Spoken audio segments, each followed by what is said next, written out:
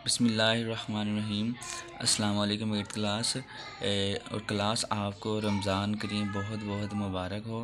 ठीक है। उसके बाद अल्लाह पाक हमें इस महीने में ढेरों नेकियां कमाने की तौफ़ीक अता फ़रमाए। क्लास क्वेश्चन की तरफ आते हैं। कल हमने जो क्वेश्चन किया था एक्सरसाइज 1.3 का क्वेश्चन नंबर 1, उसमें हमने पढ़ा था कि verify commutative law of union. क्योंकि कल हमने जो मोस्टली क्वेश्चन किए थे उसमें हमने यूनियन वाले काम किए थे।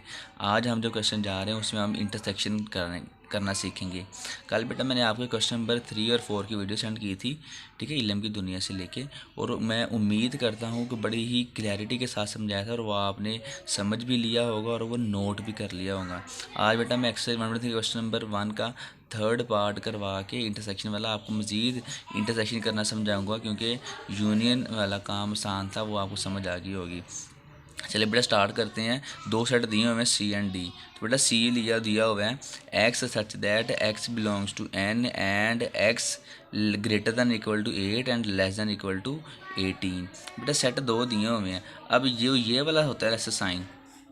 बेटा जिस तरफ ये मुंह खुला होता है उस तरफ का मतलब कि ये एक्स, अगर ऐसे एक्स लिखा हुआ ना, एक्स बड़ा है या ये बराबर है, एक्स बड़ा है या बराबर है किससे, 8 से। एक्स यानी कि 8 या 8 से बड़ा है और छोटा है या बराबर है किसके, 18 के। ठीक है बेटा, ये कंडीशंस दी होती हैं कि आपका जो एक्स है वो 8 या 8 से बड़ा है और 18 या 18 से छोटा है। ये फर्स्ट कंडीशन थी। अब सेकंड वाला सेट में ये ऐसे ही है कि वाई बड़ा है या बराबर है 9 से और छोटा है या बराबर है 19 से। तो बेटा दो सेट दिए हुए हैं, आपने इन सेट को, बेटा ये टेबुलर फॉर्म में दिया हुआ है, आपने सर को सिंपल फॉर्म में लिखना, जैसे मैंने ये लिखा हुआ है।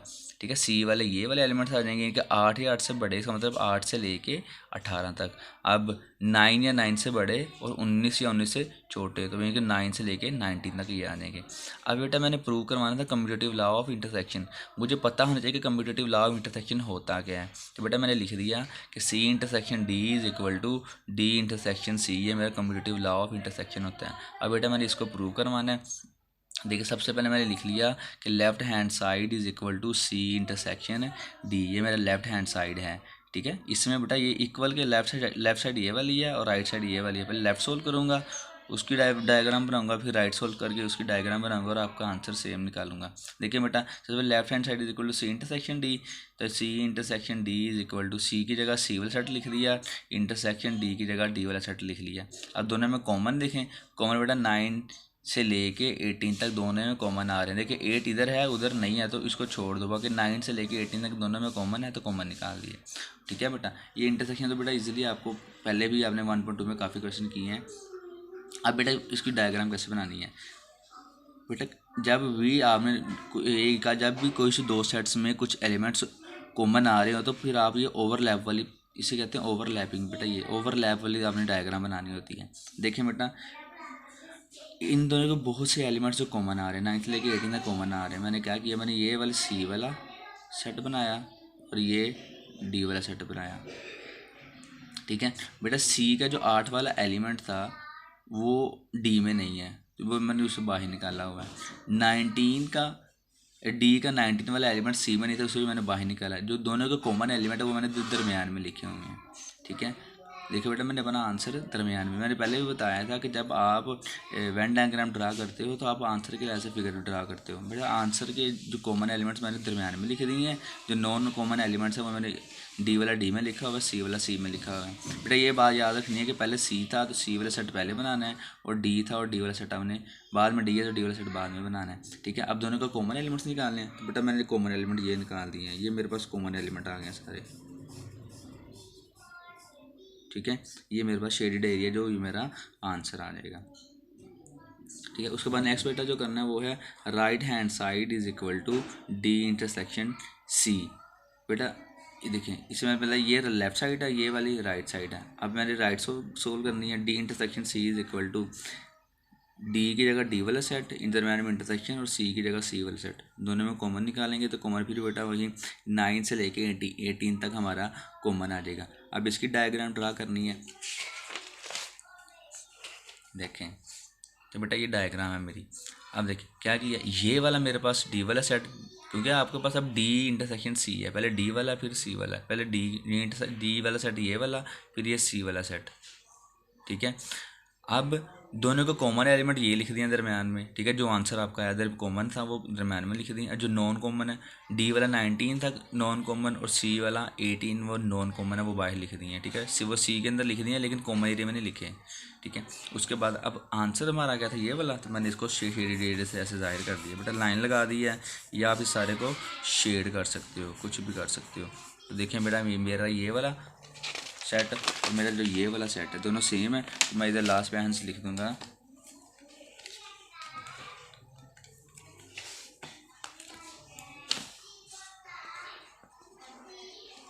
Hence proved. क्या प्रूव किया आपने, C intersection D is equal to D intersection C. तो बेटा ये वाला मेरा आंसर आने इसका, ठीक है। उसके बाद बेटा एक्सरसाइज 1.3 का क्वेश्चन नंबर 2 और जो क्वेश्चन नंबर ये वाला 4 है, बेटा ये मैं बुक पे करवा रहा हूँ, आपने इसे कॉपी करना है, कॉपी करके बेटा अपनी नीट कॉपीज पे लिखना है, ठीक है। क्योंकि कॉपी का मतलब बेटा आपने इधर से देख के डायग्राम कॉपी बनानी है, उधर सोल्व करना है। बेटा मैं बुक पे करवा रहा हूँ, देखें लिखा हुआ है, copy the following figures, following figure को कॉपी करें and shade according to the operation mentioned below each. बेटा हर एक के नीचे जो उसका ऑपरेशन दिया हुआ है वो आपने सोल्व करना है। अब देखें पहले पे लिखा हुआ है ए यूनियन बी, बेटा ये ए वाला सेट है, ठीक है, और ये बी वाला सेट है।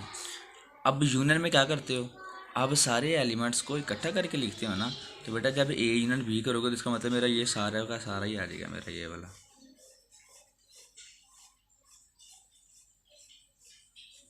ठीक है। तो ये मेरा ए यूनियन बी का आंसर आ जाएगा।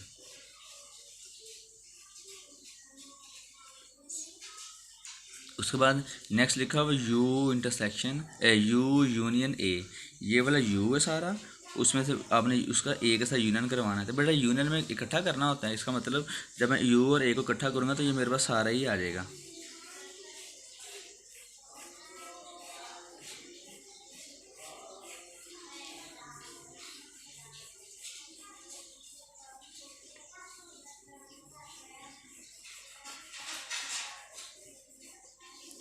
ठीक है। उसके बाद नेक्स्ट लिखा हुआ है ए यूनियन ए, बेटा इस ए का ए के साथ यूनियन करवाओगे तो फिर ये मेरे पास सिर्फ ये वाला ए का ए के साथ करवाओगे तो यही दरमियान वाला ये सिर्फ ए ही आ जाएगा, ठीक है।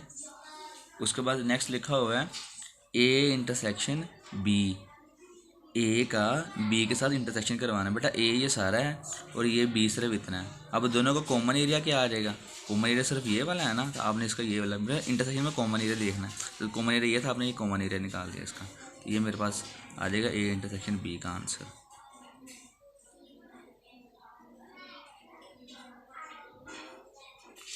ठीक है।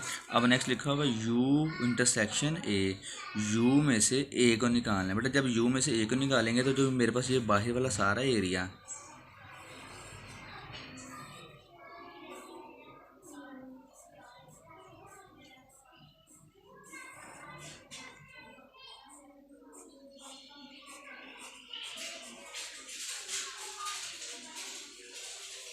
तो ये मेरा बेटा यू इंटरसेक्शन ए का आंसर आ जाएगा, ठीक है। आप इसे सारे का सारे कलर कर सकते हो, मैं कलर नहीं कर रहा, आप इसे ऐसे सारे का कलर कर सकते हो, ठीक है, ऐसे करके।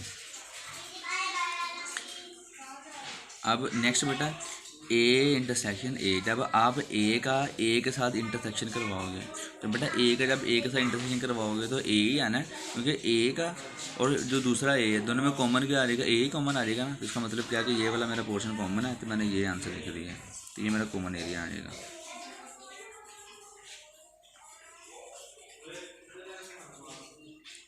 ठीक है।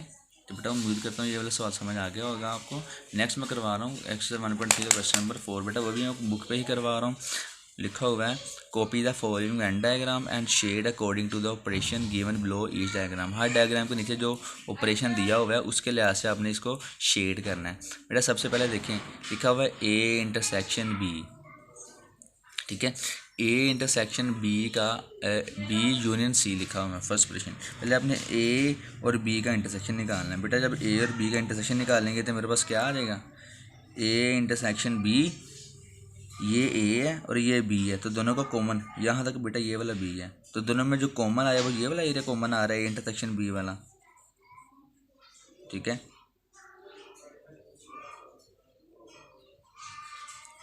ये मेरे पास ए इंटरसेक्शन बी का आंसर ये वाला आ गया। अब ए जिसका जो आंसर आएगा उसको सी के साथ यूनियन करवाना है, तो जब सी के साथ यूनियन करवाओगे मेरा जो आंसर आएगा वो आ जाएगा ए इंटरसेक्शन बी का आंसर ये वाला और ये वाला सी। ठीक है, क्योंकि बेटा यूनियन में आपने इकट्ठा करना होता है, तो जो मेरे पास जो लास्ट आंसर आएगा वो ये वाला आ जाएगा। क्या कहा, पहले आपने क्या करना है, पहले आपने ब्रैकेट सोल्व करनी है बेटा, ब्रैकेट का आंसर था ये वाला, वो कर दिया। अब उस ब्रैकेट का आपने इस सी के साथ यूनियन करवाना है बेटा। आपको पता है कि यूनियन में आपने एलिमेंट को इकट्ठा करके लिखना होता है, तो इसका मतलब क्या है कि ए वाला और ये सी वाला ये दोनों मिलकर आपको ये वाला आंसर बन जाएगा। ठीक है, सेम इस तरह आपने नेक्स्ट करना है, वो लिखा हुआ है ए यूनियन बी, ए और बी का आपने यूनियन करवाना है। जब आप ए और बी का यूनियन करवाओगे तो मेरे पास बेटा यूनियन में सारे इकट्ठे करने थे एलिमेंट, तो मेरे पास ए यूनियन बी का आंसर ये वाला सारा आ जाएगा।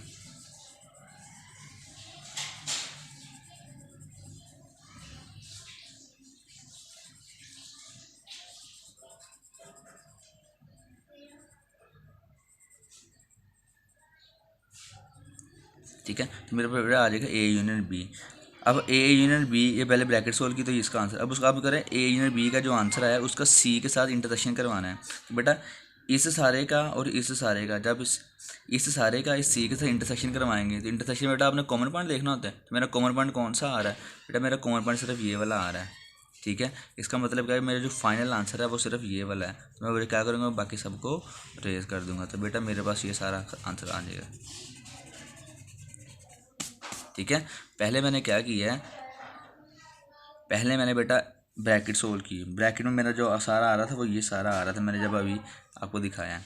ठीक है, उसके बाद जब आपने उस आंसर का सी के साथ इंटरसेक्शन निकालना है, तो जो मेरा लास्ट और जो फाइनल आंसर आ रहा है कॉमन एरिया वो सिर्फ ये आ रहा है, ए यूनियन बी का, जो ए यूनियन बी का और सी के साथ जो इंटरसेक्शन करवाने से जो कॉमन एरिया आ रहा है वो ये वाला आ रहा है, इसके लिए मेरा ये वाला आंसर मेरा होगा। ठीक है, सिर्फ ये बेटा ये वाला मेरा आंसर है। अब नेक्स्ट बेटा लिखा हुआ है ए इंटरसेक्शन बी, ए का बी के साथ आपने इंटरसेक्शन करवाना है बेटा, ये सारा ए है यहाँ तक, ये छोटे वाला अंदर बी है, ए और बी का इंटरसेक्शन करवाना है, तो इंटरसेक्शन में कॉमन एरिया आता है बेटा। देखें ए का और बी का कॉमन एरिया सिर्फ ये वाला है। ठीक है, जो ये सारा, क्योंकि ए जो बी है वो ए के अंदर है, इसका मतलब क्या है कि बी और ए का ये इतना सारा ही कॉमन एरिया है। ठीक है, अब आपने इसका ए इंटरसेक्शन बी का जो आंसर आया उसका आपने सी के साथ यूनियन करवाना है, तो बेटा जो इसका आंसर ये वाला था और सी वाला क्या है ये वाला सारा, तो यूनियन में आपने इकट्ठा करना होता है ना, तो ये वाला सारा बेटा आपका आंसर आ जाएगा।